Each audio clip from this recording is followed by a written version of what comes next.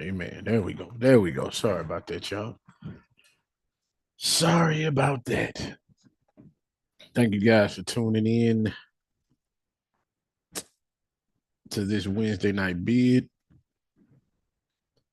I'm going to be the person praying with you guys this evening. Hold on, I'm setting something up. And then we're going to get started.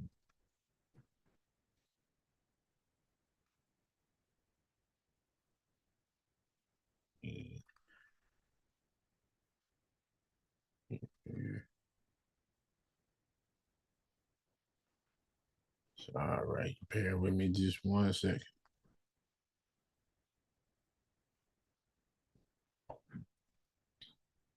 All right, there we go. There we go. Sorry about that, y'all. Well, tonight is Wednesday. It's our bid break it down discussion night. Last week we started our bid. Well, we always start with prayer, and we started it. And once we had started it, the Lord gave a prophecy through the prayer. So once He gave that prophecy through the prayer, we were not finna go into the bid. The Lord had already spoken. We didn't need to go into the bid. That was that. So this week, prayer. We're gonna go back into what we were going to do last week, chapter 33, book of Jasher. For anybody that may be checking this out on any social media medium, um, on Wednesdays, usually people have Bible study or thing like that. We call ours a BID, which stands for Break It Down Discussion, which we go over what are dubbed the lost books, which we call the original books of God, that were in there. The Bible mentions these books. We go over those. So, with that being said, we're going to get into our prayer. Then, after prayer, we're going to go into the bid, okay? All right. So, now, if you could, clear your hearts, clear your minds, get ready for us to go into prayer.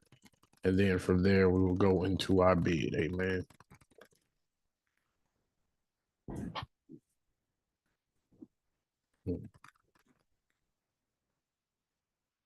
Lord, we come to you thanking you once again for another day here on earth. It's Wednesday, what some people call hump day, but to me, it's just a day. Every day is a day. And each day that we wake up on this side of life, on this side of eternity, is a good day. Once we transition to the next side of eternity, we're in one or two places. And depending on how we lived our lives, it's going to be a good day then, or it's going to be a bad one. But every day that you let us wake up on this side is a good day. It's a day for us to get things right with you. It's a day for us to check ourselves. It's a day for us to put good into the world, to do things, to sow goodness. You know, it's a good day to be alive. And we thank you for this day, Father, this Wednesday. We thank you for every day that you give us, no matter what the name of the day is. We thank you for every day that you allow us to be here. Every day that you allow us to use your breath of life to try to bring you glory, Father. We thank you. We come to you this evening, Lord, and it's a lot of things to pray about. A lot of things. I've read things, I've seen things, I'm looking at things, I see the news, I see all kind of things. It's a lot of things to pray about, Father.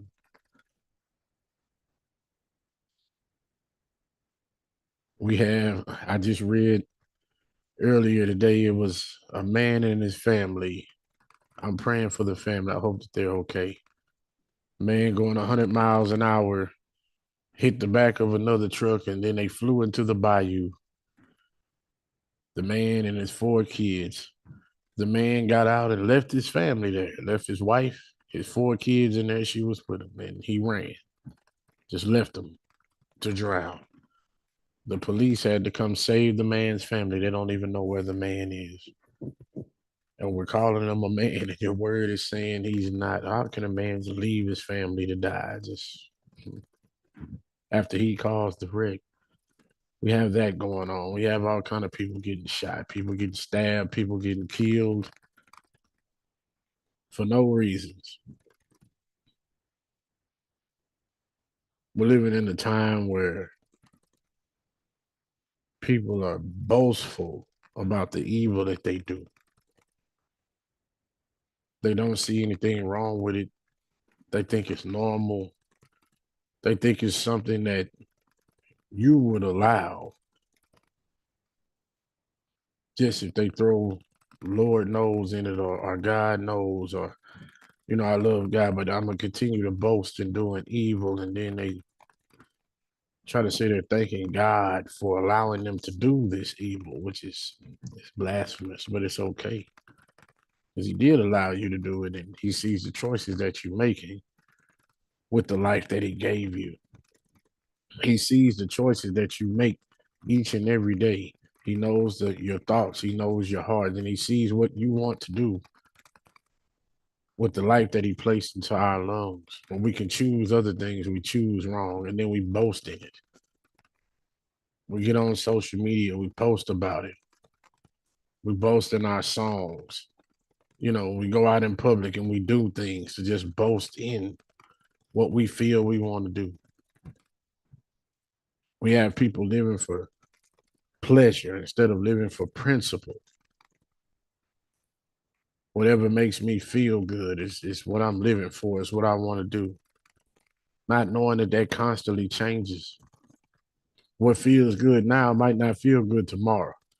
What feels good this year might not feel good in 10 years. What felt good yesterday might not feel good today. So if all of those things are always changing, that means we're unstable people and we're going after things that feel good all the time. And none of that is sustainable. None of that is your word. None of that is your will for us. Matter of fact, in your word, it says a woman that's just living to be like for pleasure is dead while she's alive.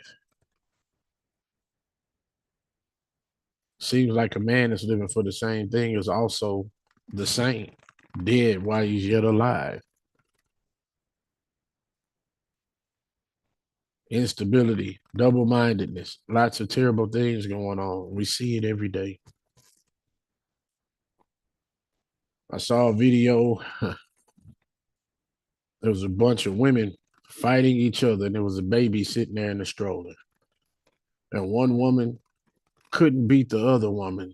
So what she did was ran up and punched the woman's baby that was in the stroller. The baby looked no older than 2. Just ran up and punched the baby because you couldn't beat the woman that you were trying to fight. Maybe it had nothing to do with it. And then she ran. That's why we have cowards out here like this. Men that are cowards, women that are cowards. You have to stand up and say, we're the people of God. They'll tell you they know God or they love God. What God? When I think of all of these things and the things that people do, what God could you love? It's not the God of heaven. It's not the one true and almighty, all-powerful God. It's not the one that knows everything. It's not the one that created everything. It's not the one that knows every star by name. It's not the one that created everything from nothing. It's not the one that formed us from the clay and the dirt and breathed life into us and we became a living thing. It's not that God.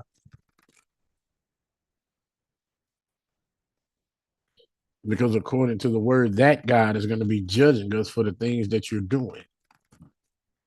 And for some reason, everybody here forgets that there is going to come a judgment after this. That we will stand before the Almighty that made us. And we will have to give an account for everything that we've done. We're not going to be able to hold anything from them. We're not going to be able to hide stuff from them. We're not going to be able to omit things. Everything, every word that we've spoken, every deed that we've done will be accounted for. when we stand before the Almighty Yahweh, God, Jehovah, the names that he has, that I am, that I am. When we stand before him, we will have to account for every second of our lives. We forget it now. But it's going to be a time where he won't let us forget it when we're in front of him. We have people do all type of stuff, treat each other terribly, but then yet say they're people of the Lord. We have people that misquote things, that are try to change the Bible to fit their needs. We have people that try to live their life and don't want to hear the truth from people. That they'd rather be around people that lie to them so they can feel better and justified in the things they do. We have people that are offended at everything. They're offended at the truth. They're offended at a lie. How could you be offended at both? You want the lie or the truth? Those are the only two options. How are you offended with both? We have these type of people. And I know it may seem like a dim point of view, but it's my point of view. And when I look out, I see that we're in this type of world.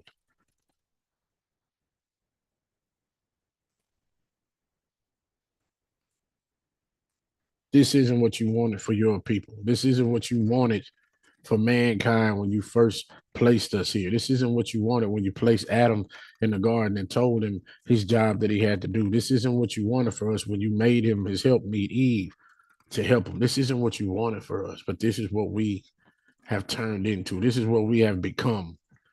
And people say we've evolved. It look like we've devolved. We feel like we're smarter. Well, if we're smarter, why are we dying earlier? If we're smarter, why can't we get along with each other? If we're smarter, why can't we love one another? If we're smarter, why can't we put your word above everything else? If we're smarter, why can't we do what you ask us to do? If we're so smart, why are all these diseases here that we can't cure? If we're so smart, why none of us, well, barely any of us, living the 120 years that you said we've been given?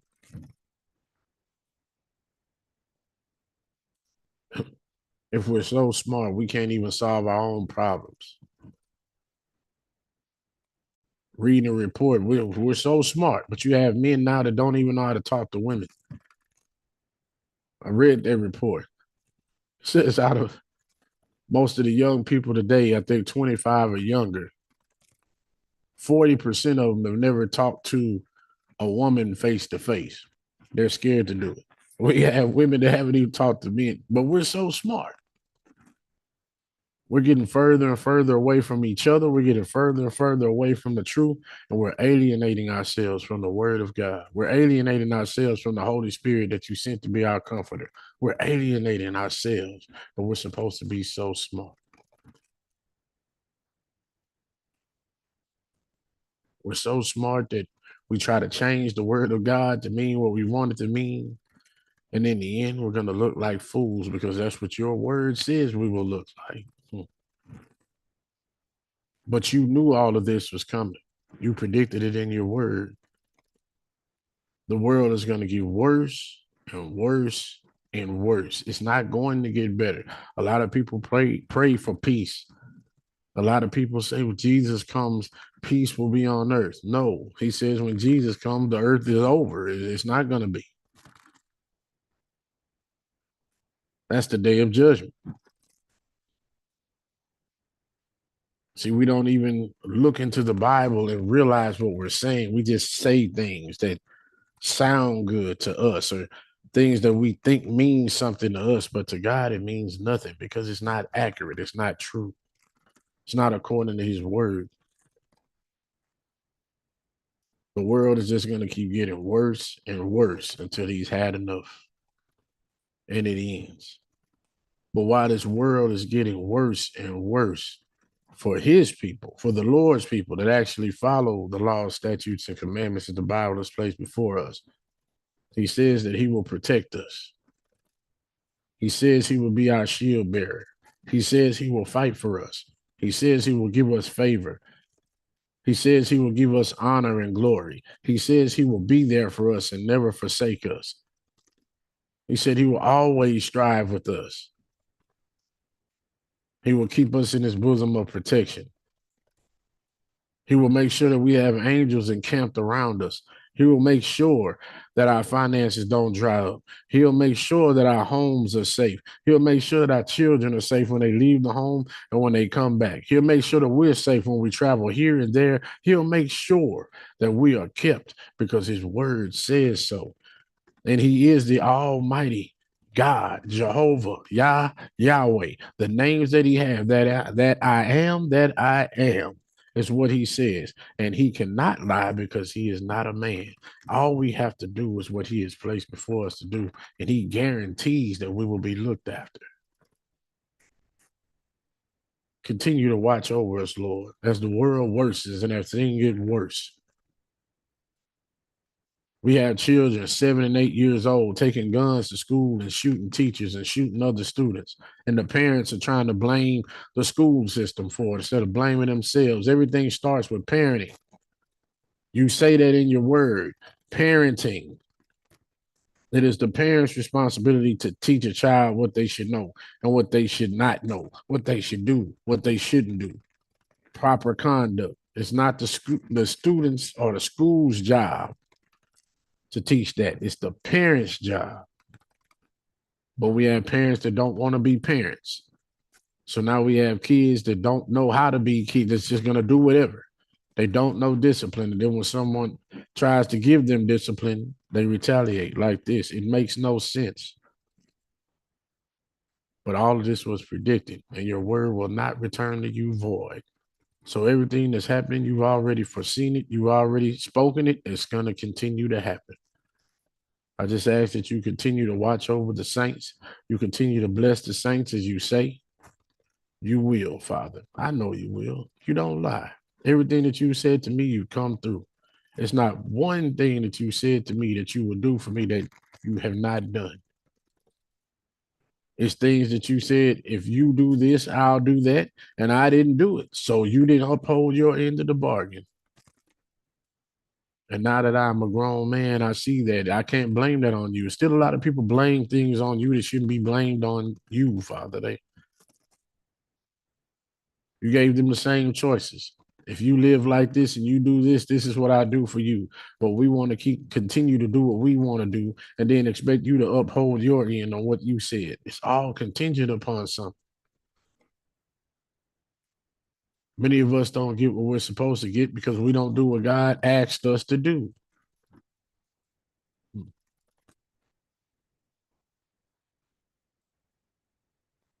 Continue to enlighten those that you want to enlighten, Father. Continue to help guide us and mold us in this ministry. Continue to move us forward.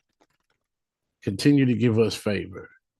We see we're on the verge of things happening. We're right there on the edge of it. You just said, now be patient. Continue to give us patience. Continue to bring in those that you feel will help us grow. I'm going to repeat that again. Continue to bring in those that you feel will help us grow, Father. Folks that actually want to experience change and are actually looking to change their lives, bring them in, Father. You know who they are. You said everybody won't be saved. Everybody doesn't accept you. Everybody doesn't want to live like you want them to live. Well, you know who those are that do live how you want them to live. And if we can help them or if they can help us anyway, and you see fit to bring them our way, Father, do that. But other than that, with all of this stuff, I pray that your will and your way be done over my will and my way, over everyone in this ministry's will and way, over everybody that is placed on the earth's will and way. Your will and your way be done, Father. Because you have a perfect and righteous plan, and our plan is flawed because we are man. And I pray all of these supplications to you through the power of the Holy Ghost and your Son, Yeshua the Christ's holy name. Amen and amen.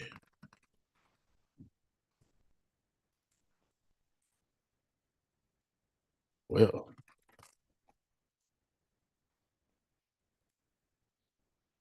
that prayer right there is it seems like I need to gather myself a little bit. All right.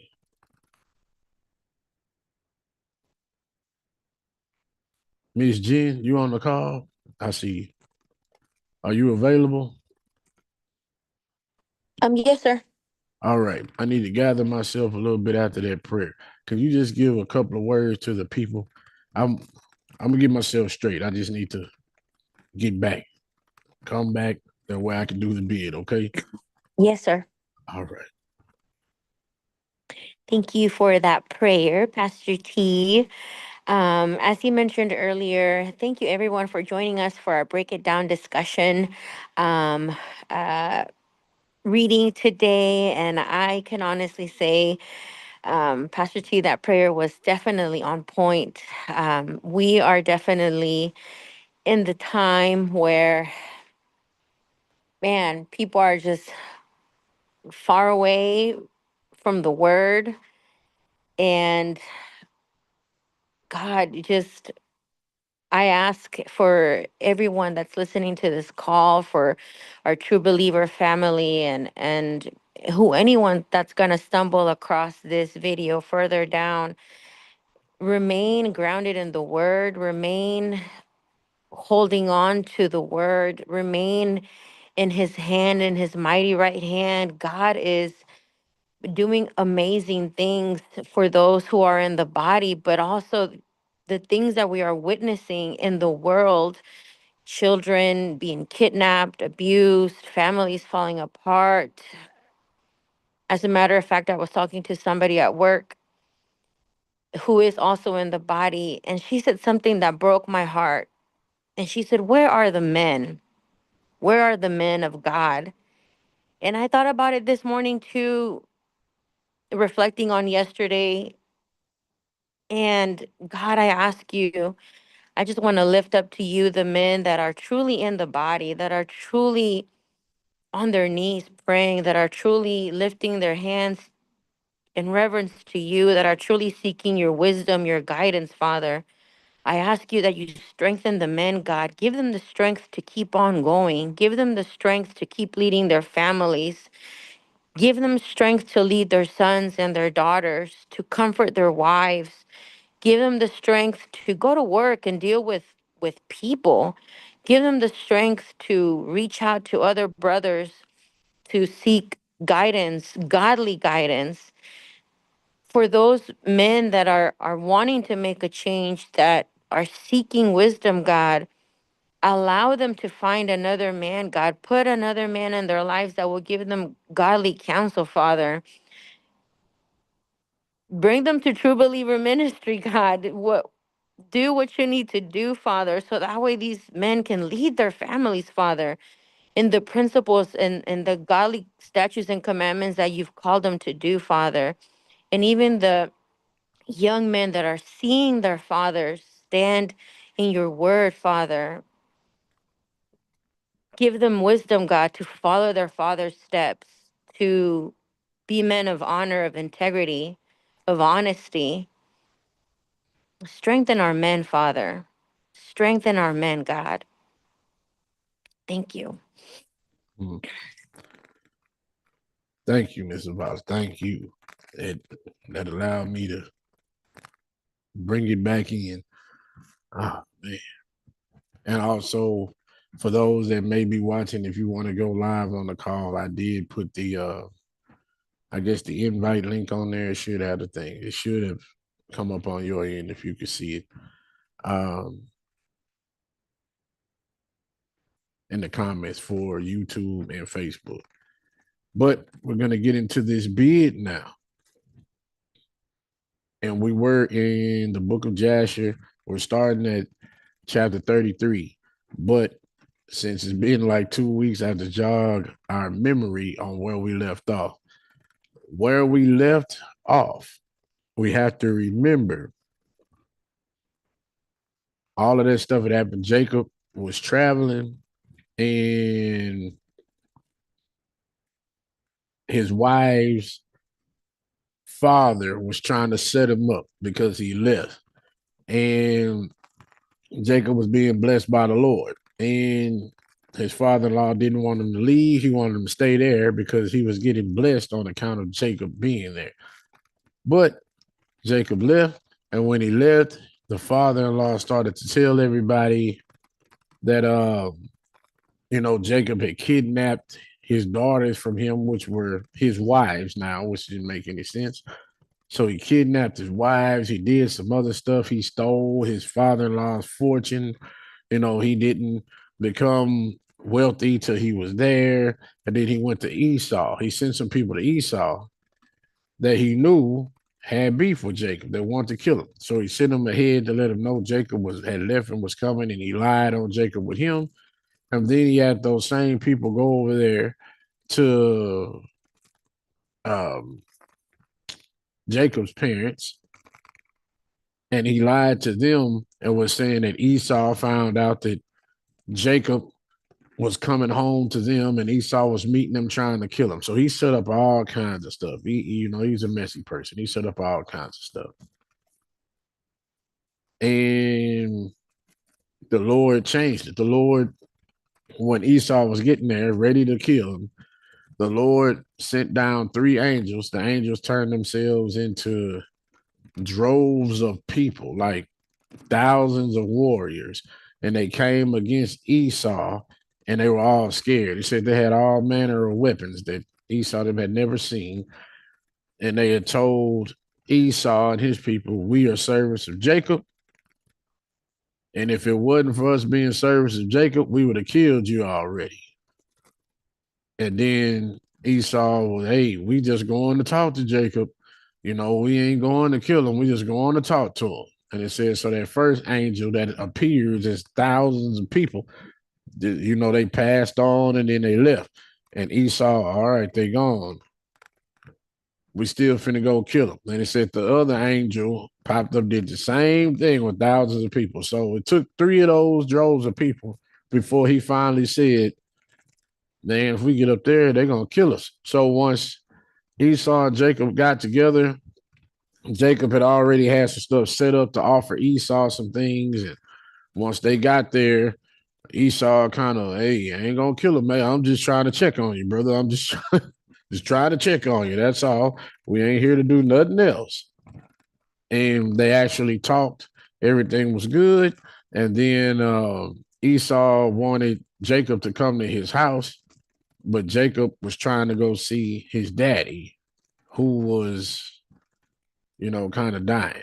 He wanted to go see his daddy for a little bit and his mom. So he told Jacob, "Yeah, I'm coming right behind y'all. I just need to do some things first." Then when Esau left, he started to go to his parents' house. That's where we left off. I'm going to start reading from the end of chapter 32, and then we're just going to go on into 33, where we're starting for the night. So I'm going to start in 32, verse 70.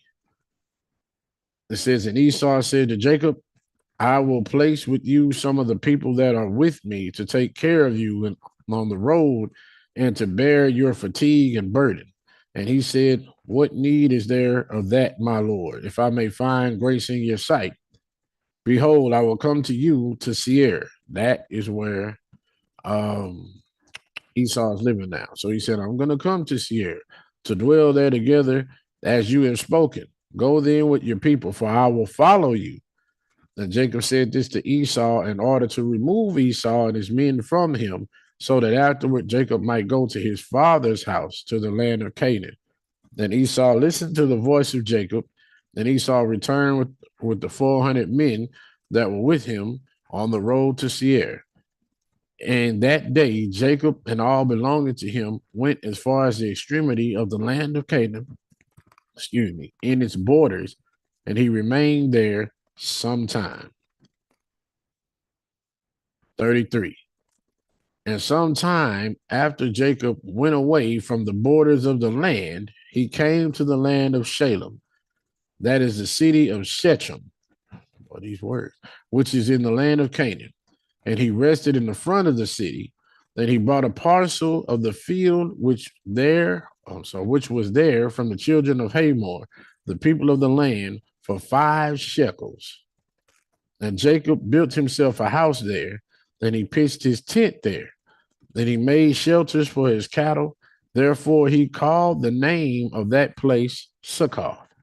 And Jacob remained in Succoth 1 year and 6 months.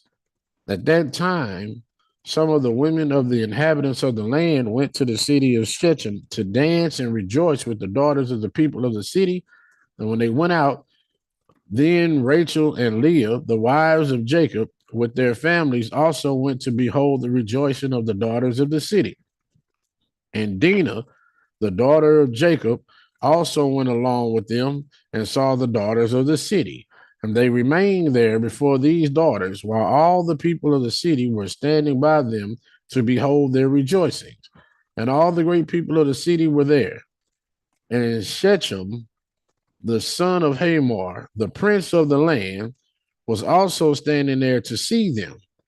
And Shechem beheld Dinah, the daughter of Jacob, sitting with her mother before the daughters of the city. And the young woman pleased him greatly. And he asked his friends and his people there, saying, whose daughter is that sitting among the women, whom I do not know in this city?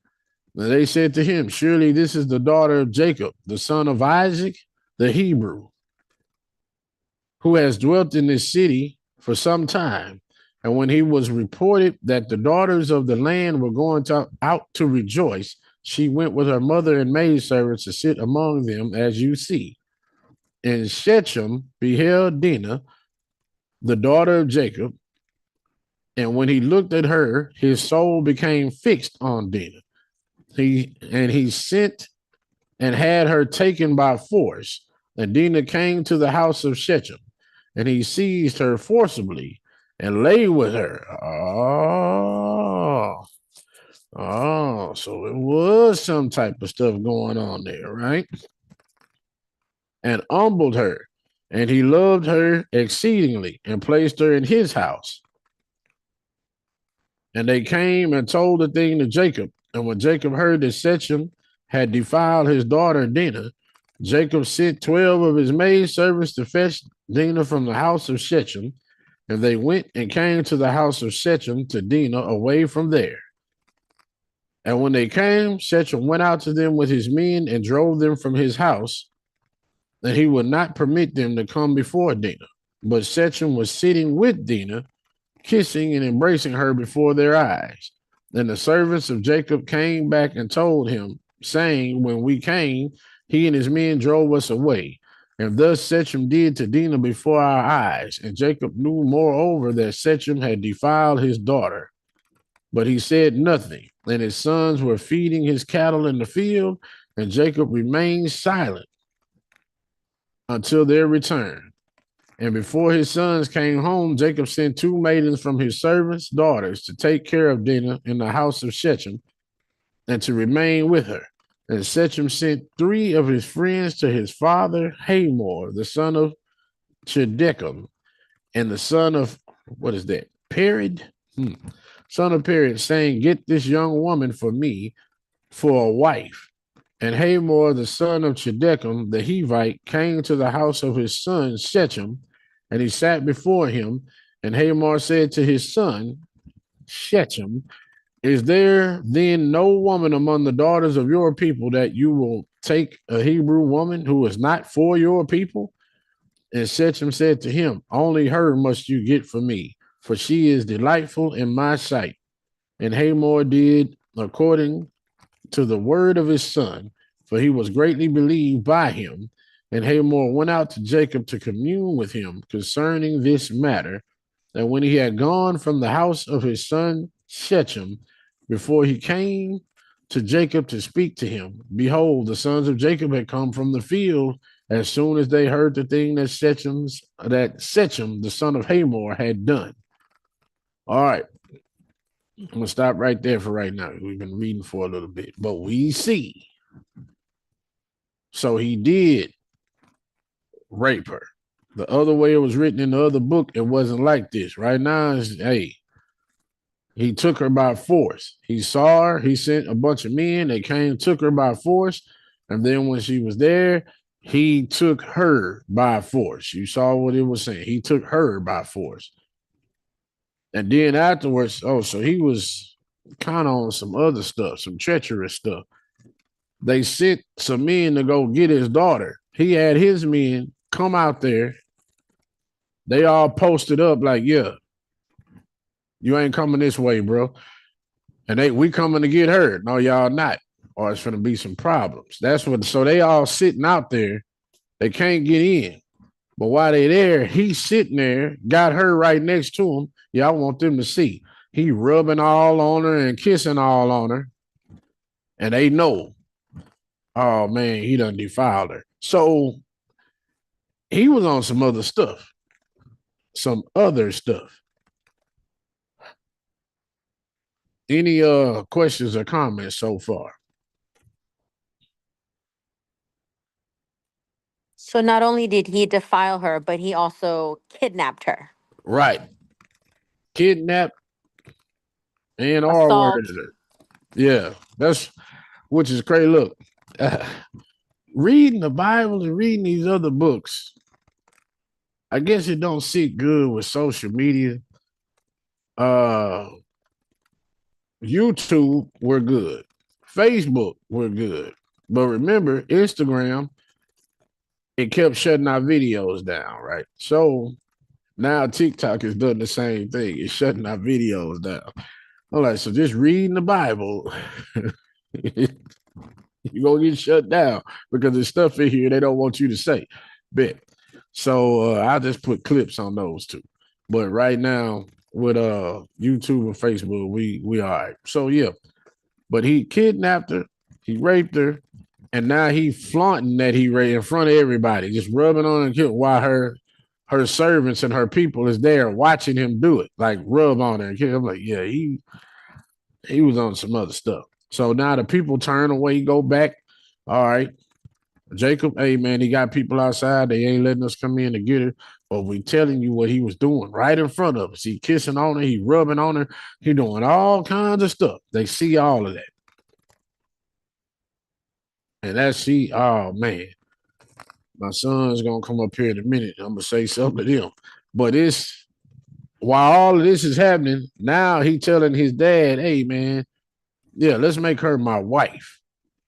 And the dude was like, but she a Hebrew girl. See, it ain't no, you already raped her. You already done did all of this. It's, hey, she a Hebrew. She ain't for you. See, she only supposed to be with other Hebrew. We don't believe in none of that stuff. So yeah, she ain't for you, man. This I want to make her my wife. All right. That's where we at right now. So I'm about to go on and keep reading if it ain't no more comments. It says, and the men were very much grieved concerning their sister, and they all came home fired with anger. Look at that, filled with anger, boy. Fired with anger before the time of gathering in their cattle.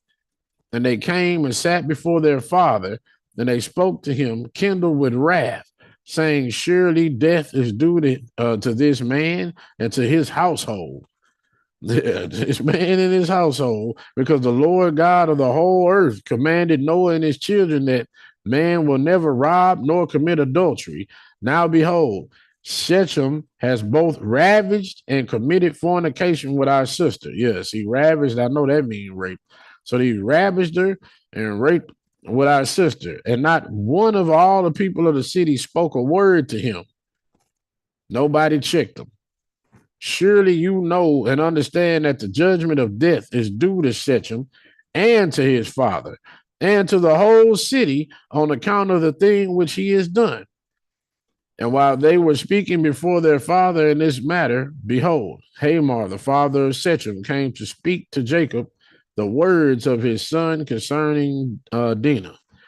Then he sat before Jacob and before his sons. And Hamor spoke to them, saying, the soul of my son Shechem longs for your daughter. Please give her to him for a wife and intermarry with us. Give us your daughters, and we will give you our daughters, and you will dwell with us in our land, and we will be as one people in the land. For our land is very extensive, so dwell and trade therein and get possessions in it, and do therein as you desire, and no one will prevent you by saying a word to you. Then Hamor ceased speaking to Jacob and his sons. And behold, his son Shechem had come after him. Oh, so he actually showed up there. So now he going in after his daddy. And he sat before them. And Shechem spoke before Jacob and his sons, saying, May I find favor in your sight, that you will give me your daughter, and whatever you say to me, I will do that for her. Ask me for abundance of dowry and a gift, and I will give it. And whatever you will say to me, I will do that. And whoever he is that will rebel against your orders, he will die. Only give me the young woman for a wife. And Simeon and Levi answered Hamor and his son Shechem deceitfully, saying, All you have spoken to us, we will do for you. And behold, our sister is in your house, but keep away from her until we send to our father Isaac concerning this matter, for we can do nothing without his consent. For he knows the ways of our father Abraham, and whatever he says to us, we will tell you, and we will conceal nothing from you. And Simeon and Levi spoke this to Shechem and his father in order to find a pretext and to seek counsel what was to be done to Shechem and to his city in this matter. And when Shechem and his father heard the words of Simeon and Levi, it seemed good in their sight, and Shechem and his father came out to go home. And when they had gone, the sons of Jacob said to their father, saying, Behold, we know that death is due to these wicked ones and to their city, because they transgressed that which God had commanded to Noah, and his children and his seed after them. And also because Shechem did this thing to our sister Dinah in defiling her, for such vileness will never be done among us. Now therefore know and see what you will do, and seek counsel and pretext regarding what is to be done to them, in order to kill all the inhabitants of this city. Then Simeon said to them, Here is a proper suggestion for you. Tell them to circumcise every male among them as we are circumcised. And if they do not wish to do this, we will take our daughter from them and go away. And if they consent to do this and will do it, then when they are sunk down with pain, if they groan, when they sunk down with pain, we will attack them with our swords as one who is quiet and peaceable, and we will slay every male person among them. And Simeon's advice pleased them, and Simeon and Levi resolved to do to them as it was proposed. And on the next morning, Shechem and his father Hamor came to Jacob and his sons again to speak concerning Dinah, and to hear what answer the sons of Jacob would give to their words. Then the sons of Jacob spoke deceitfully to them, saying, We told our father Isaac all your words, and your words pleased him. But he spoke to us, saying, Thus his father Abraham commanded him from God, the Lord of the whole earth, that any man who is not of the descendants that should wish to take one of his daughters will cause every male belonging to him to be circumcised, as we are circumcised. And then we may give him our daughter for a wife. Now we have made known to you all our ways that our father has spoke to us, for we cannot do this of which you spoke to us, to give our daughter to uncircumcised man, for it is a disgrace to us. But herein we will consent to you to give you our daughter, and we will also take your daughters to ourselves, and will dwell among you, and be one people as you have spoken. If you will listen to us and consent to be like us, to circumcise every male belonging to you, as we are circumcised. And if you will not listen to us, to every male circumcised as we are circumcised, as we have commanded, then we will come to you and take our daughter from you and go away. And Shechem and his father Hamor heard the words of the sons of Jacob, and the thing pleased them exceedingly.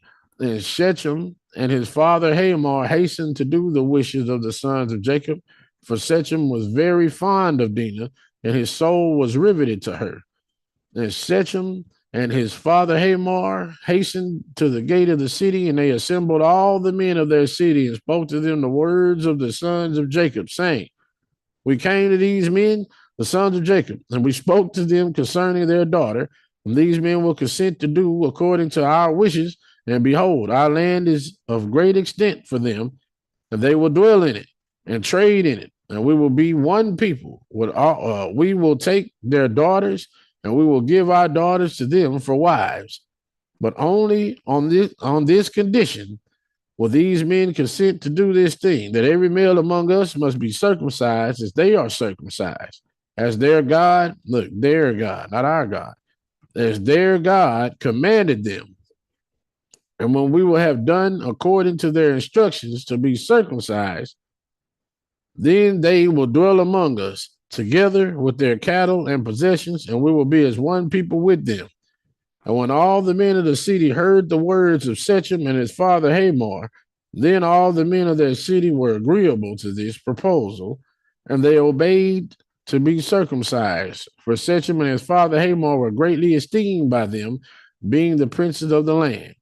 And on the next day, Shechem and his father Hamor rose up early in the morning, and they assembled all the men of their city into the middle of the city. Then they called for the sons of Jacob, who circumcised every male belonging to them on that day and the next. And they circumcised Shechem and his father Hamor, and 5 brothers of Shechem.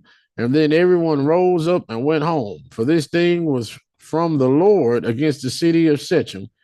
And Simeon's counsel was from the Lord in this matter, in order that the Lord might deliver the city of Shechem into the hands of Jacob's 2 sons.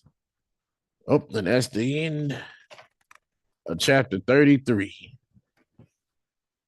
Oh, man. I got a thought in my head, but I'm going to open it up for questioning. What's good? Oh, yeah. What's happening, man? It's Hey, weird. Your white face on here, but it's your voice. look, we all sick today. I ain't gonna even lie to you, man. So we all trying to get better. We huddling up under one phone. My goodness. Strep throat passing through the house like a plague. But it looked like after he did wrong, he tried to wrong his rights. It seems He tried to wrong his rights. right is wrongs. I mean, my Oh, bad. my God. Boy, it's backwards over there. I saw that medication. Yeah, it's better. Yeah. I'm on some medication. But Yeah, we'll blame it on that. the spirit of confusion.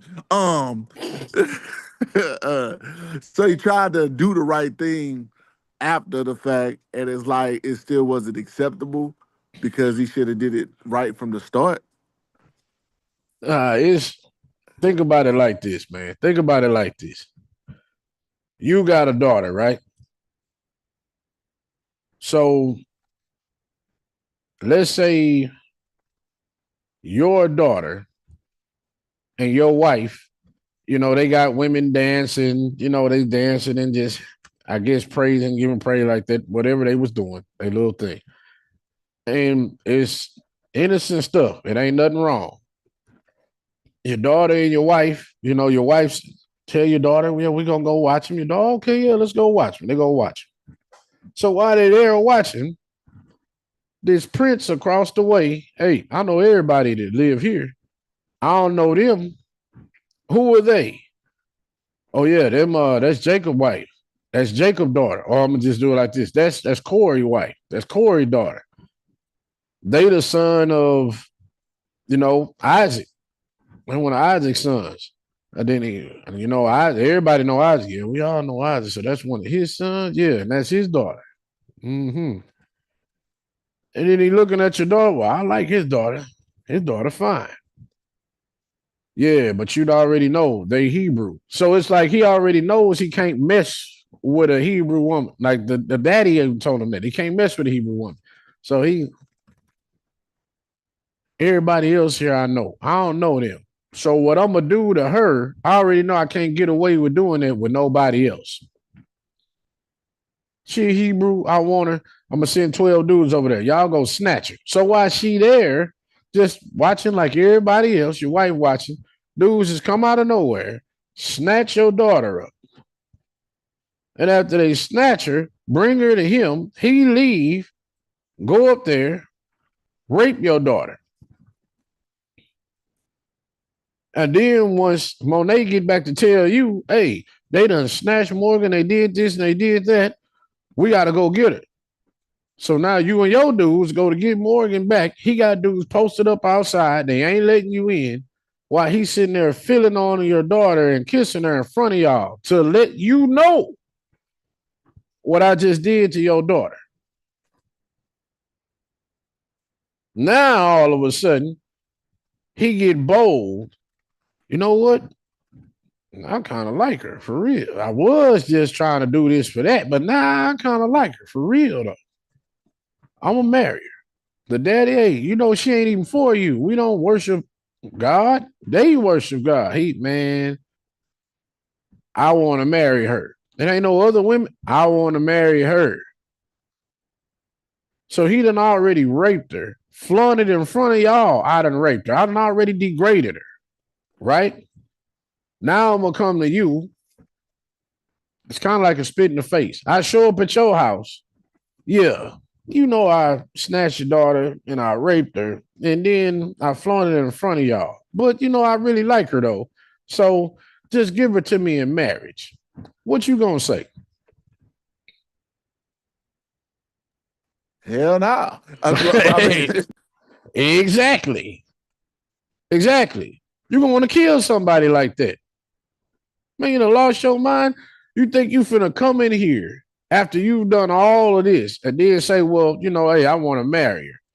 After you just did all kind of evil to her, you was on some evil stuff and trying to flaunt, boasting your evilness. But now you done caught feelings and think we just gonna let it go. That's gonna send the wrong message across the board. Because what that does is now it says, first thing popped in my mind. Just think about like some of the women that be going after dudes' money that'll say I was raped or I was sexually assaulted, right? But then they sit there and they go to civil court. Like, I don't want you to go to jail. I ain't trying to get you to jail. I just want you to give me some money, right? And they're trying to get some money from me. So it's like, all right, think of what message that sends. You said you were raped. You said this here. Sometimes that be lies all the way out. Sometimes it be the truth. We don't know. But let's say it's the truth. Like the dude really did something. So now we go to civil court. Civil court don't put people in jail. All they do is they're going to get you some money. So you, all right, yeah, he raped me. He did this.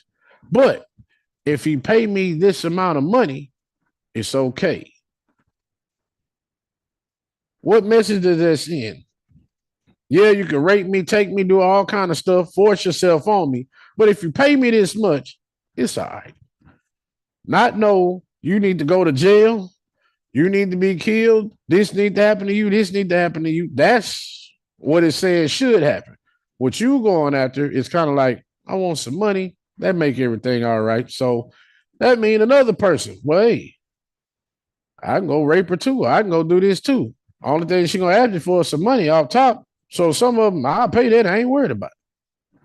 That's what some people will do. That's the wrong message to send. So now this dude just did this to your daughter and then coming their way. You know, I'll marry her. I did do all this. I did rape her. I did defile her. She was holy. She was. I raped her and took all of that. But, you know, hey, I like her though. So just give her to me as a wife. We should be good, right? And then whatever y'all want me to pay y'all, I'll pay you. That's sending the wrong message. That's sending the message is, hey, the people of God that y'all saying shouldn't be touched or that we can't do certain stuff to, those people, we can. All we got to do is marry them and give them some money. We can go do this to anybody. That's the message that it sends. That's why the brothers come, oh, no. According to the law of God, that means everybody here should be killed. Didn't nobody stop them. They knew what they was doing. Nobody checked them.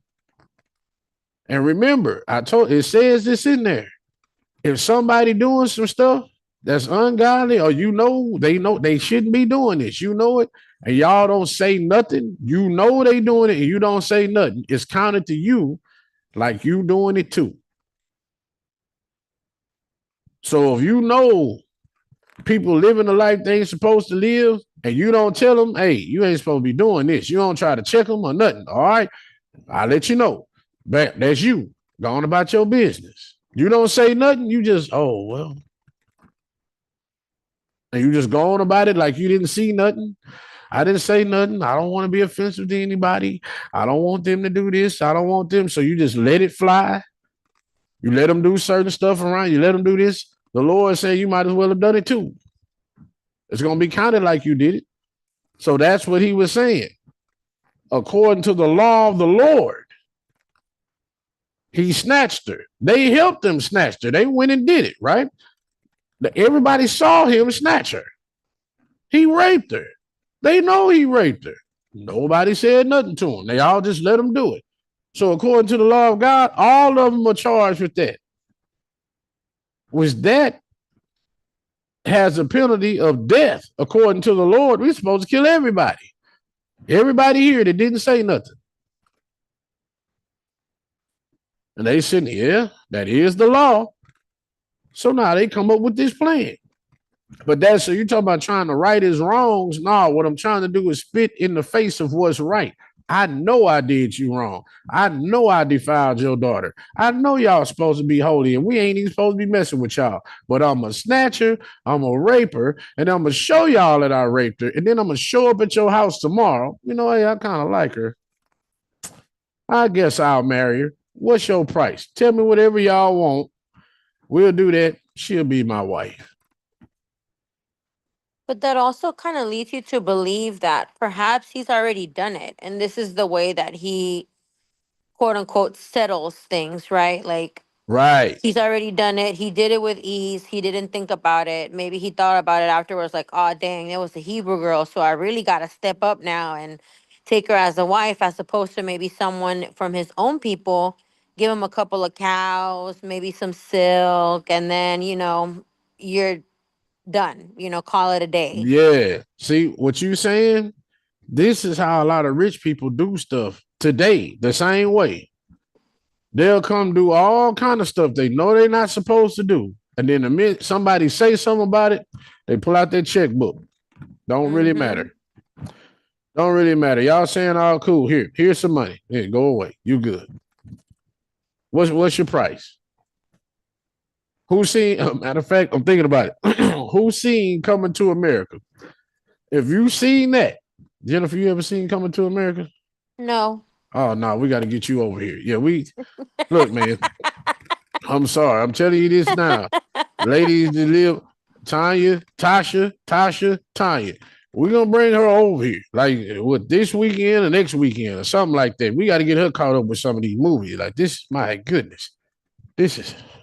I can't believe it. But, all right, we're going to get her caught up. But there's one part in there where, Eddie Murphy, the prince, James Earl Jones, the daddy.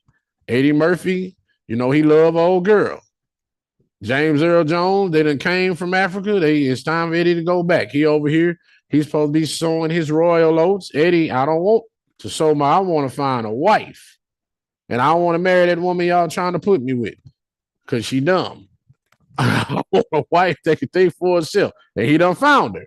So now James Earl Jones come to the house. Eddie Murphy ain't there.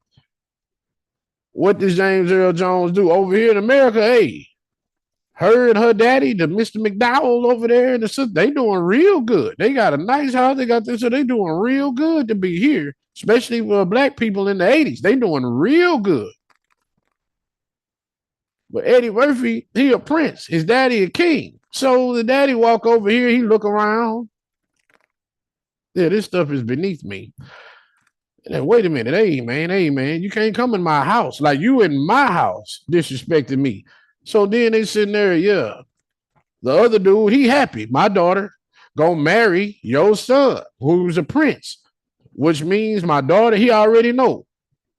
He finna get my daughter gonna be taken care of. She gonna be straight. Now I just gotta worry about my other daughter who out here hoeing. But this one here, that's not. She gonna be straight. She gonna be this. We good, right? He's sitting there, yeah. Your son is taking a liking to my daughter. They've been going out a lot. They've been doing this and they doing that. What did Eddie Murphy daddy say? What? Oh no, he ain't interested in your daughter. And the dude like, what you talking about? They going together? No, he not. He just here to sow his royal oats. When he say that, that's when the other daddy take offense. Wait a minute. So you telling me your son just here to be just having sex with my daughter like that? And it's how he said it. He didn't care. Yeah. And he talking about then what the wife say. Eddie Murphy mama. No, hey, he could actually be in love with her. I don't even know if they did anything yet. He could be in love with her and he want to marry. And right when she said that, Eddie Murphy daddy. Oh, come on now. He can't consort with such a girl. She beneath him. They beneath us. Why he can't be with no girl like that? Her daddy. Now you just hold on. I can't say some of the words. You just hold on. You ain't finna walk in my house, disrespect me, disrespect my daughter, and come in here like he talking about, I'll break my foot off in your royal. Yeah, we already know what he said, right? He said, I'll do that. So what Eddie Murphy that? I'm prepared to compensate you for any inconveniences we've caused you. He said, let's say 1 million American dollars. He's starting to write a check. What the debt? Oh no, you ain't got enough money to buy me up. See, you done disrespected me in my house. It ain't about the money. You disrespected me, my family, my daughter. I done worked hard. We done got this. You come in here. See, you used to insulting people. You used to doing all this kind of stuff. And all you got to do is pull out your checkbook, and the other person on the other end gonna take your money, which make it all right. But he, no. Well, he American dollar. You ain't got enough money to buy me off, Jack. And he pumped nonsense. Well, $2 million. So you saying I can't buy y'all? I got endless money. I'll keep writing. That's how rich people do stuff. I'll do all kind of stuff. Oh, you got something to say about it? I could throw a lawyer at it. We good. I can do all kind of stuff. All right, bet. Hey, hush money. Be quiet with this right here. You good. This is how they normally do stuff. So Jennifer is right. You can see how he doing stuff. This is what he's done. Look what he's saying. I know all these women here, so he could have did it to a couple of them. Did it to one of them. Hey, I'll give you a bag of gold and all this. Send your daughter about her business. Oh, well. The daddy, obviously, he ain't feel offended. Hey, man, we ain't about snatching women and raping them like you on some other stuff, son. He ain't saying nothing. He just, all right, so you going to marry her? Yeah, you don't want to marry nobody else. So he helping with it. Yeah, you done use her, build all this. You don't want to marry nobody else. You want to get a Hebrew one. They used to doing this. He enabling it. And to come in my house after you done did what you did is another spit in the face. And you was finna accept that you was finna expect that you could just buy us off like you've been buying everybody else off. But the brothers wasn't having it. These is godly people. And then to say to him what he says to him, may I find favor in your sight that you will Yeah, give me your daughter. I don't. No, you cannot find favor in my sight after exactly. you've done to my daughter what you did. Like, I'm surprised he was even alive for as long as he was alive. um, and that no one, wanted to kill him. But I mean, that does speak a lot on, the type of land that they lived in, right? It was okay, it was normal. For you to just yank a girl out of the crowd and just take her to your house. Yeah, but they took her and raped, like forcefully took her. I'm gonna send 12 Yeah. men over there. Y'all come snatch her up and bring her over here. So for him to snatch her forcibly, she probably was screaming and stuff, and everybody there, well, you about to rape somebody else. Keep dancing. That's so But bad. you know what? Keep dancing.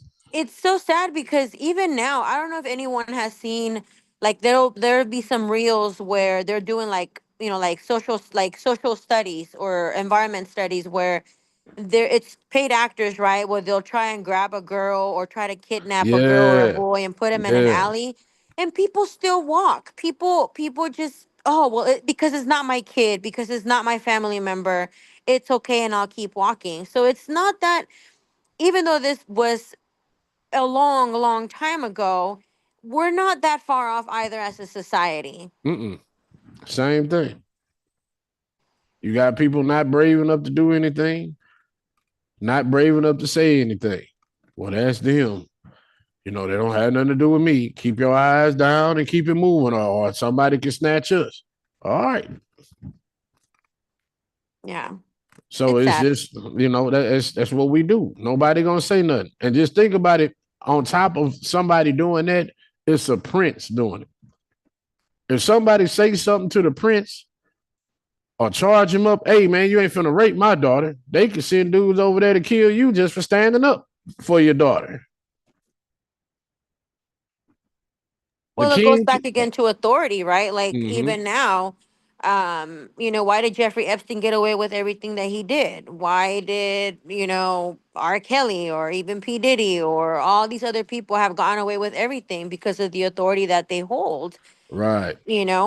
And of what they can bring to others. And nobody wants to call them out. But if it would have been, I don't know, like a nobody doing the same thing to a nobody, then Yeah, they would have said something. yeah, But it's see, sad. here we got a justice system. So you can call somebody, it may be a system. Back then, it really wasn't a system. It was, but it wasn't. You call out the king's son like you finna do something, they can just ignore you like you wasn't even there. Or if you raise enough hell, they can send some people to kill you. And can't Yeah. nobody take the king to jail. They can't take the prince to jail. None of that. So yeah, you could do something, but it really wasn't gonna get you nowhere but kill. But the thing is, what are you willing to die for? You willing to die for the principles of the Lord? Willing to die to protect something that's yours? Or if you love life, you just gonna let them rape your daughter? Well, at least we all get to live. How would I feel as a father? Walt, Corey, Jesse, if you're watching, other fathers that may be watching, how would you feel as a father to just let somebody come snatch your daughter and go, rape her? But I got to keep my head down and act like I ain't see nothing, because if I do say something or if I do stand up to fight, they'll kill me. Like, how would you feel as a father? Depleted, worthless. You know what I'm saying? To where you can't your one of your main responsibility and provision is to protect, and you can't protect your child. Exactly. The whole thing, it might not be I can't protect. Only thing is, you got to be willing to die for your child. Look at what the Lord did for us. He sent his son who was willing to die for us. Same thing is asked of us when it comes to our family. We have to be willing to die for our family, just like the Lord was willing to sacrifice his son for ours, and Christ was willing to die for us. It shouldn't be no way. I know in my heart that you finna come in here and snatch my daughter. Once you snatch her, you finna go rape her or whatever, and I don't try everything I can. And it's gonna sound bad. I don't try everything I can to kill you. It may sound bad, but that's the penalty for this stuff. We just read it. Look at what the penalty is. They supposed to die for this. And we got some people now, they too holified. Like, oh, we just have to pray for them. And we just, no, the Lord said, it's one scripture, and it's one of my other favorite scriptures. Let's talk about when you got holy, righteous men that are men of the Bible, it says some of them hold the sword on purpose. And it said those people be careful not to cross them, because they will execute the judgment of God on you. I gotta find that scripture. Matter of fact, Mrs. Mitchell, can you find that scripture and put it up here so I can read it for them? That's what I'm like. It sits there and says that you got men of God, righteous men that hold the sword for a reason, and they will execute you. And that's the judgment of God. We ain't supposed to be praying for everybody. Remember, the Lord said, I don't even hear everybody's prayers. You coming in here trying to snatch my daughter, either I'm dying or I'm going to something is finna happen, but you just not finna snatch her. I'm gonna have to be dead. for you to come in and do something to my family like that. If I'm gone, Lord, protect them. That's all I can pray while I'm on the way out. Lord, protect my family. Don't let nothing happen to them. They already got me. Don't let nothing happen to them. And hopefully the Lord intervene. But I ain't just finna be alive and just let you do some stuff. And I know you hurting them. I know you doing this stuff, but I'm a coward. I'm gonna put my head down and just let it happen. And I'm still alive. Now, when they look for me to protection and they don't feel protected, when they look to me for security, they're not gonna look at me like that no more. They ain't gonna look at it like daddy can protect me, daddy can help me, daddy can save me, they can't look at me like that. You know why? Because daddy allowed them to hurt me. Daddy allowed them to snatch me. Daddy stood by and looked down at the ground and just cried when they came. Daddy wasn't brave. Daddy wasn't, they gonna think about all of that. And every time when that whole ordeal playing in their mind, when they done got raped or hurt or injured, or if one of them even get killed, when it's going in their mind, they're gonna think, where was daddy? Why did daddy let this happen?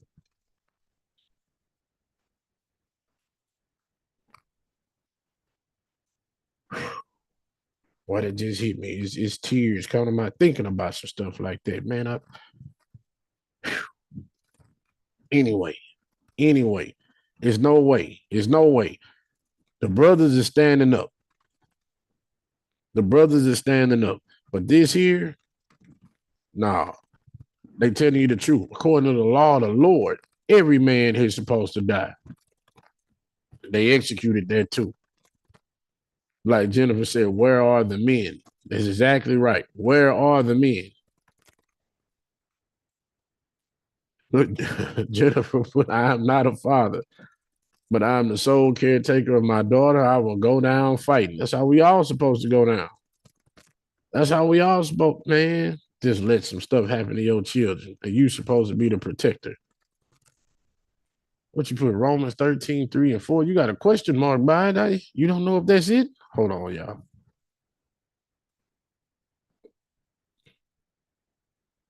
Let me see.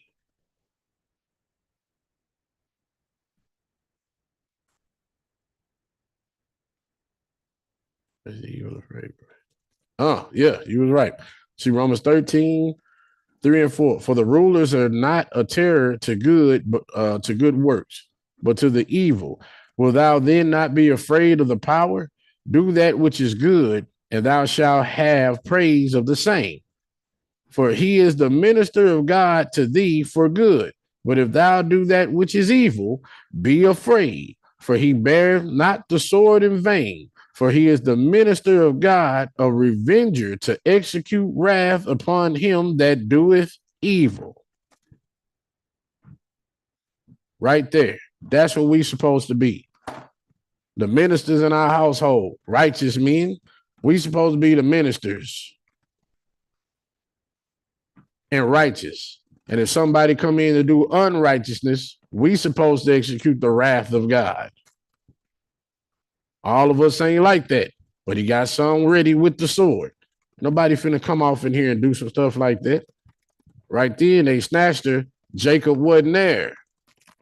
Jacob was at home. It was the wife and the daughter out. See, he ain't see Jacob there. That's why who were they? Oh, that's Jacob's wife. That's Jacob's daughter. He look around. I don't see Jacob. Bet. Snatch him. You will go to jail if you allow something like that to happen to your child. That's what I'm saying, man. We got to be out here, but ain't none of the men say nothing. They helped it. They helped do it. So yeah, and then I'm gonna come to your house with a bold face, come to your house and try to throw some money at you. Yeah, I'm gonna make her a wife. Whatever y'all want. I'll give you some money, I'll give you this, just whatever the price is. I'll pay it. I got enough to buy everything here. Here you go. That's what they trying to do. God, nah, I ain't having it. Kill them. Everybody in this land. He wasn't playing no bit. Everybody in this land finna get killed. Any other comments or questions about this chapter? Let me see. How long is 34?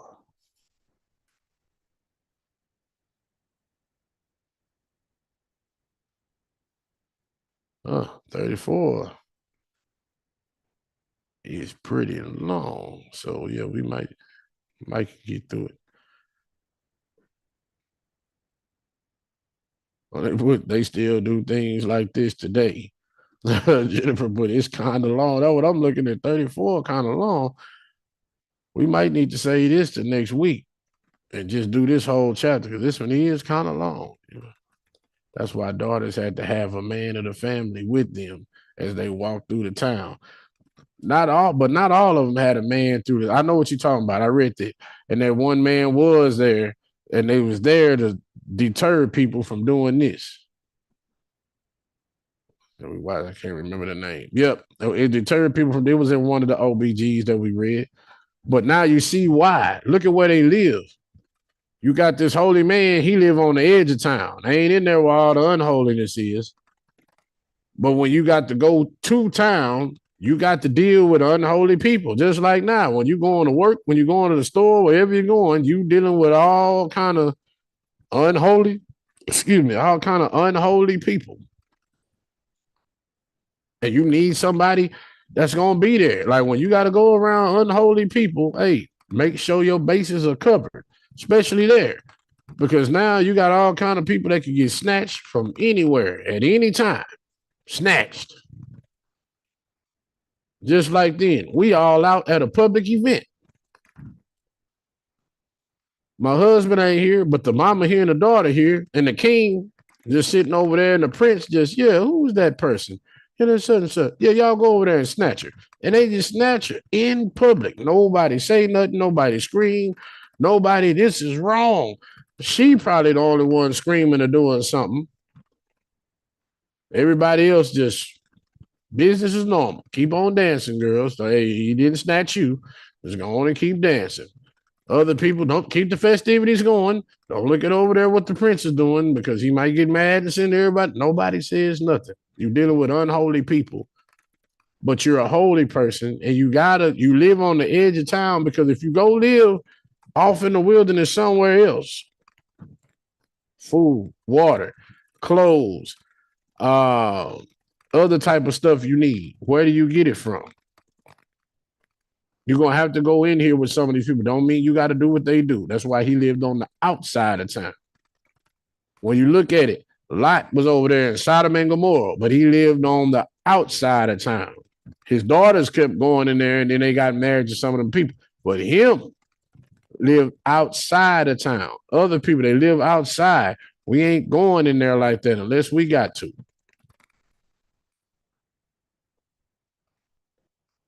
You talking about no white van just in the open? No. But you know that this also reiterates the importance of men in the family or brothers because their presence alone commands authority. Yep. You know, and I that's something that men need to understand. Your presence alone commands authority. And it's simple things, right?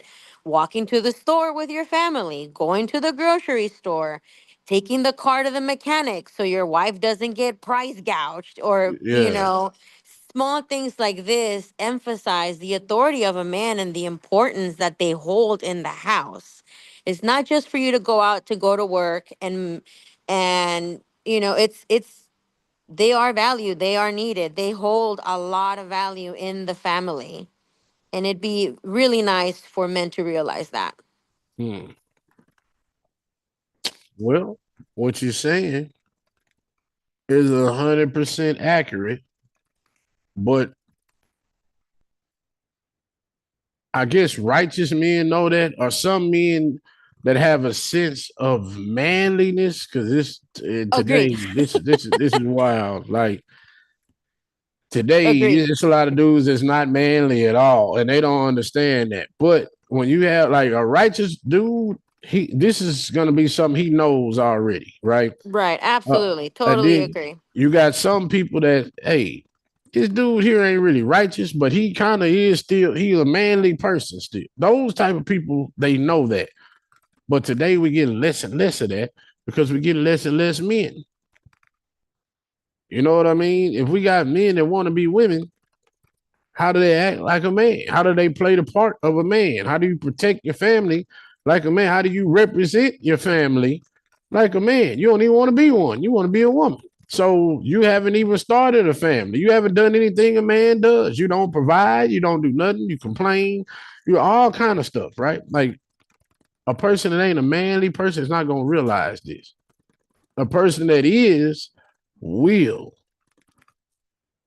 You know, I know they see me coming in and out the house. All right, they're going to be much less inclined to come rob this mug. Like if they just see a woman going in and out all the time and people just walking around, I don't think she got a man live there.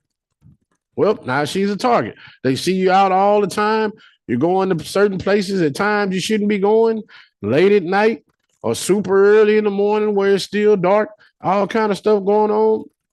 Ain't no man out there, huh? There's women out there. Who's out lurking at these times? Unholy people, unholy men that's finna look at you as a come up. If you got a man that's doing all this stuff, you take your family out of harm's way.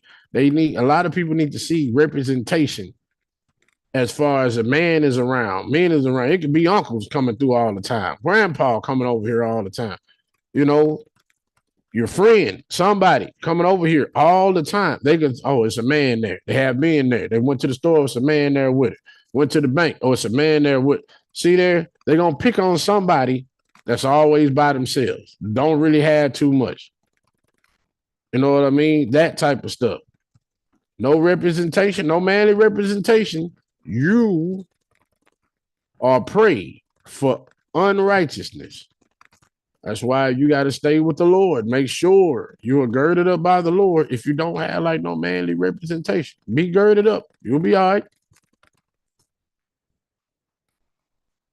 Sure, that's a very valid point. They where they did some interviews to people that was like life in jail that were predators, and when they say, "What do you look for? What are the signs?"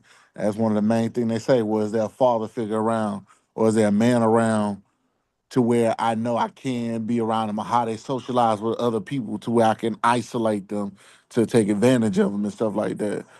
So that's a very valid point where it's like, where are the men? And it's like, by a lot of men not even being raised properly to be a man or to understand the characteristics of one, how can they stand on to be one? Right, right. What you're saying is correct. That's why it takes manly men to raise other manly men. And that is, if you look in the Old Testament, you look in the Old Testament, what did the Lord keep saying? You have to teach this generation. You have to teach your children so they can teach their children's children. Or you keep teaching your children and your children's children down to the forever or down to this many generations. He kept telling you, teach this stuff. Teach it.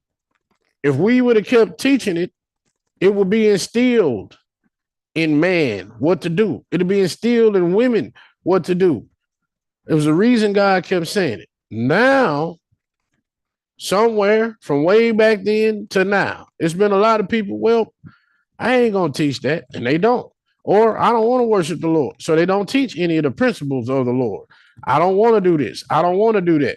Or I didn't like it. You got people, I didn't like when my parents did this to me, so I'm not going to do it. Don't matter whether you liked it. Was it effective? Are you out here doing all kind of crazy stuff? Are you out here doing this? No. Why? Because your parents put this in you. It's not for you to like. Look, that's one thing we have. Like, I'm glad I prayed about that earlier. People live for pleasure and not what's good or what's pleasing to me or what I like. None of that matters. Discipline. You ain't gonna like discipline. Who likes discipline? I ain't never met a kid. I like when my dad pull out the belt and whoop me. I've never seen that. I've never seen a kid. Hey, I like when grandma went and got the switch. Or in Jennifer's case, I like when they went and got the chocolate. I like that. That's not going to be something you like, but that's going to be something you need. Needs and likes are two different things. You're getting what you need so you can function better as a person, so you can function better in your morality. so you can have better character. But now I don't like it, so I'm not gonna do it to them. Okay, cool. Now you're gonna get a situation like what just happened yesterday or the day before on the news. Y'all seen on that? That woman cut her Wi-Fi off. I guess her kids was doing a bunch of stuff. So she Oh turned the yeah. Wi-Fi off. And what did the kids try to do? They tried to kill her just for turning her Wi-Fi off. Her teenagers, 16, 15, and 14.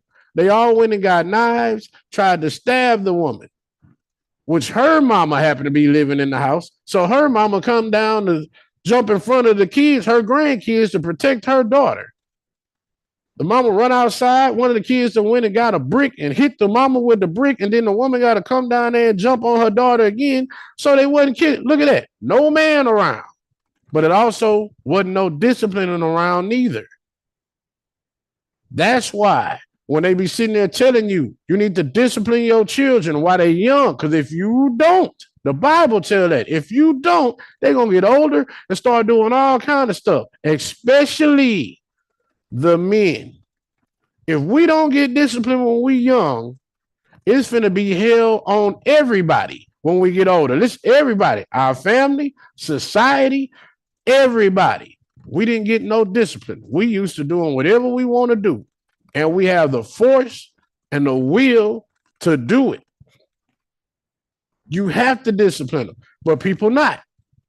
And you seeing it now. It's a whole bunch of kids running around with no discipline. Why? The daddies ain't disciplining them. You leaving women to do the job that the daddy's supposed to do. What she think disciplining ain't disciplining. It's not. And that's a whole, I already know. Some women feel some type of way about it. It's statistical. We see it. It's crazy. But anyway, when men are there, a bunch of stuff don't happen. Men are there, a bunch of stuff they be saying to their mom, that their mama going back and forth with them about, we ain't going back. Hey, who's the father here? Who's the mother here? Sometimes mamas be going back and forth. Ain't no going back and forth with them. That's a kid. You the authoritarian. You have to show them that. You ain't their friend. I'm here to help you get disciplined so you can live a better life, live a godly life, and God can do stuff for you. And then you have a child and your legacy keep going and you do some other stuff. I'm not here to be your friend. We can do the friend thing when you're grown. And I'm still a parent. There's still certain stuff you ain't gonna be able to say or do. But when you're grown and you got your own family, now I can look. Now you see what I was saying. Now you see what I was talking about. Yeah, Dad, you right. I see this. I see that. Man, I ain't know that's what it was like. Yeah.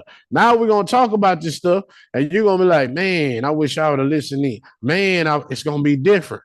But until you get to that point, oh no, it's gonna be some discipline going on, and it's gonna be different. We ain't going back and forth with you about all this stuff. We grabbing the belt. We ain't going back and forth about this stuff. That's your mom can do that. She more nurturing. That's why you need both parents. Your mom finna hit you with that nurture. We finna hit you with this belt. Your mom, she finna hit you, with the cousin and okay, and she gonna give you all kind of encouragement. Your daddy should be hitting you with the real. Yeah, what your mom's saying is true. But if you don't get your stuff together, thank you for cleaning that up, Lord, because I know the word popped in my head, but that did not come out good. So if you don't get your stuff together, this is what's finna happen to you. You want to keep playing around and doing that? This is what's finna happen. Now, if you get your stuff together and you on point, what your mama saying is true, it can happen. Well, you handling your business, we there to congratulate. Yeah, that's right. You made me proud. Whether it's your daughter or your son, don't really matter. You made me proud. This is what you're supposed to do. We're going to go get some ice cream. We're going to go do this. It's this. They should see all of that. Us working as a team. Mom got her role. Dad got his role. But if dad ain't there for his role, you get what we got today, which is sad.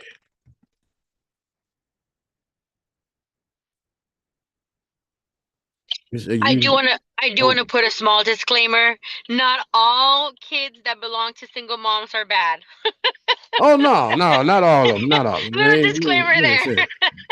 We ain't saying that. Not all of them, but it's a lot of them. but not all of them. You got some that, hey, they're exceptions.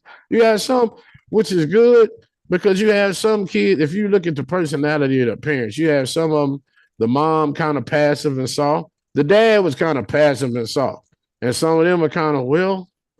Your kid kind of passive and soft. That child there ain't just finna do too much. You know what I mean? They may have some stuff, and you every now and then, hey, now you know that was wrong. Now you shouldn't be doing that. Oh, okay.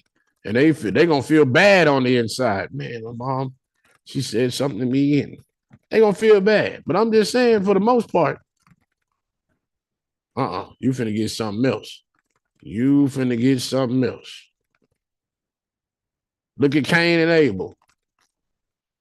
He got godly parents. They did the right thing. Look how he turned out. We read in one of the original books, what did it say? He slapped his mom, beat her up, did some other type of stuff. He killed his brother. He kidnapped his sister, the one that he thought was the pretty one, made her his wife. He did all kind of stuff. And his parents was disciplining him. And he still did all. So just imagine what Cain would have been without discipline.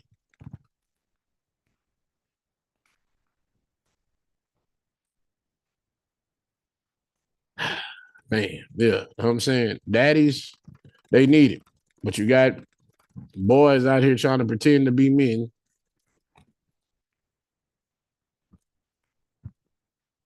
A Tupac lyric came in my mind on one of his songs. He said, "You punks having babies and don't raise don't raise them." I'm gonna leave it like that. You having babies and don't raise them. And then he said, they bound to be mess ups. I would say that they bound to be mess ups too, just like you.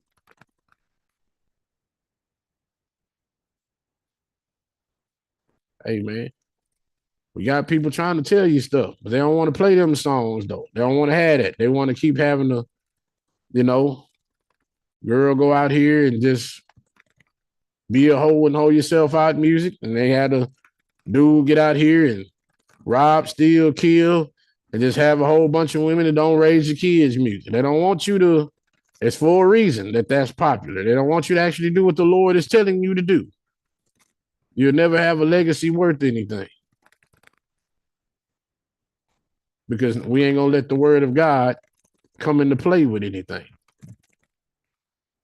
And without that, we all fail.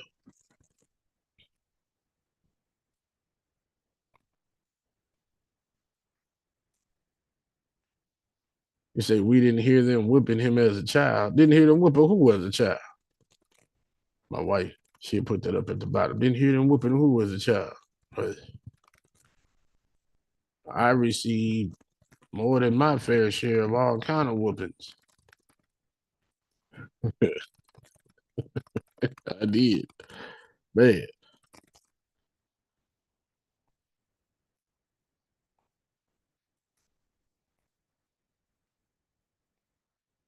Well, Cain. Oh, yeah, Cain. Well, hey, man. And look at him. A killer, stealer, kidnapper, and raper. And what he turned out to be after he, see what I'm saying? What men is bad. You can't let a man go undisciplined. That's why it's a bunch of scriptures in here. That's wild. Like we talk about, you got to whoop your kid. It says beat in here. Beat them. They won't die. It's going to correct you. The rod, what it say? There's folly bound up in the heart of a child. The rod of correction drives it far away. Hey, man. Rod of correction. That belt, that switch, it's going to make sure you get some people right. But other than that, y'all, any other comments, any other things? We're going to get into chapter 34 next week. It was long.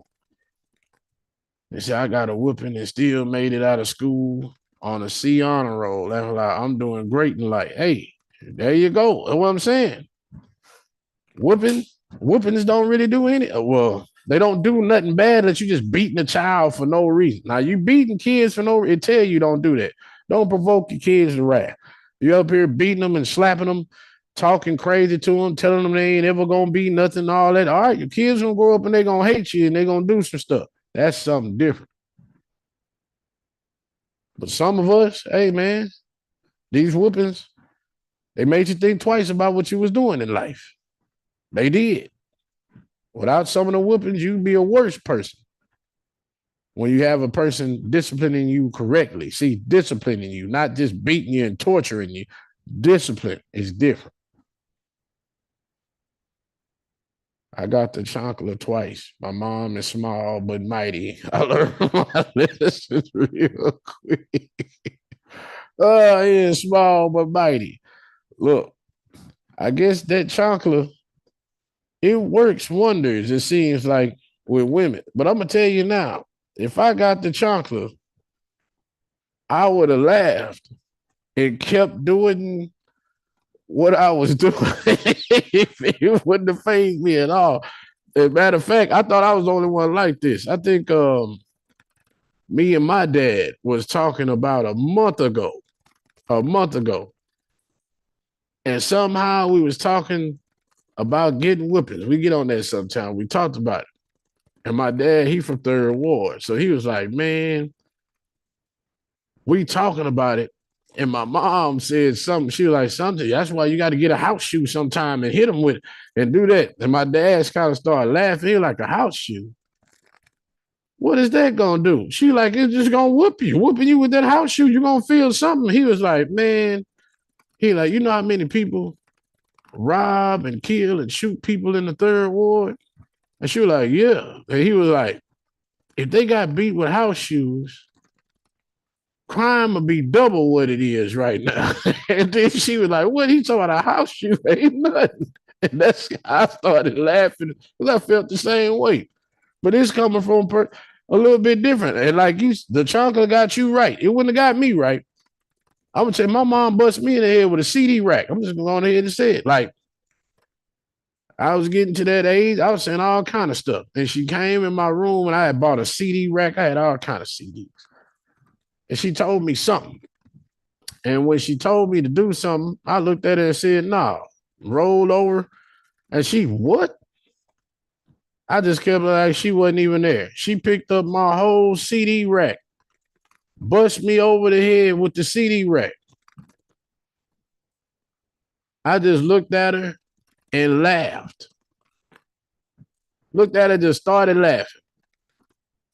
It didn't hurt. CDs was everywhere. I just laughed. It was then she was like, oh no. Oh no. She left out of there, cried a little bit, and I just sat there. Oh man, she thought that did something. Got back in the bed like it wasn't nothing. And then when all of that happened, she said something to my dad, drove me down there to the Army recruiter like the next day. And right when I graduated, I was shipped off. They weren't playing no game. That's what I'm saying. A house shoe wouldn't have done nothing. Me with a CD rack, and I laughed. Like laughed hard. So yeah, chocolate may have gotten you right. That chocolate gonna get some people. Wouldn't have gotten me. But it got you. That's what's up. You still got discipline some kind of way. Yeah, she got me twice. Each time was about 6 chanclazos on my bum. Oh my goodness. It was tough, but my dad did whoop me one time with the belt buckle, and he used to wear those big cowboy belt buckles Oh yeah. with a horse, like a bronco on it. Uh-huh. I could see the bronco on my bum. Yeah, That hey. was terrible. Yeah, that'll get you. See? Yeah, that humbled me real quick. My dad had a cowboy belt with his name on it. Charles was on the back of it. Every single time he go in there, he come out with that belt. We know it's over. That belt, we knew it. It's over. Yeah. He had one with an N on it for Nicholas. And the Nicholas had like red stones, like little rubies on it. And my sister got that one time. She had the N on her bum too, but I had the horse on my bum. Oh man, yeah. See, these are the stories of the belt. And look at who we've become today. It didn't kill us, just like the Bible said. It ain't gonna kill them. It's gonna help them. It's helping. Humble me real quick. Mm-hmm. Mm-hmm. Folks don't get it. They be out here not knowing what to do when somebody try to give them some type of discipline. Now they want to come back and shoot up everybody because you told them no, or you can't do that, or it's rules you got to go. Yeah, this stuff is wild, man. Moral of the story though, beat your kids. It'll help. So no, just anyway, pay me no mind. That's gonna be it. She laughing at. That's gonna be a wrap for the night, man. Go on ahead and chill with your family for the rest of the night. Remember, this Sabbath, last Sabbath, we had people out there with sick and some other stuff was going on. We gotta feed the children. 100 meals. We already have them up there. We had to bag them. So we were gonna bag them last week, but we wanted kids to be a part of it and other people to be a part of it. And we had like people that were sick and other people out. So they postponed it to this Sabbath coming up. So after service, this Sabbath, we're gonna bag up the meals so we can feed 100 more kids. All right. Just know that. But enjoy the rest of your Wednesday. We're gonna see y'all this Sabbath. All right. Holler at y'all later. Good night, y'all.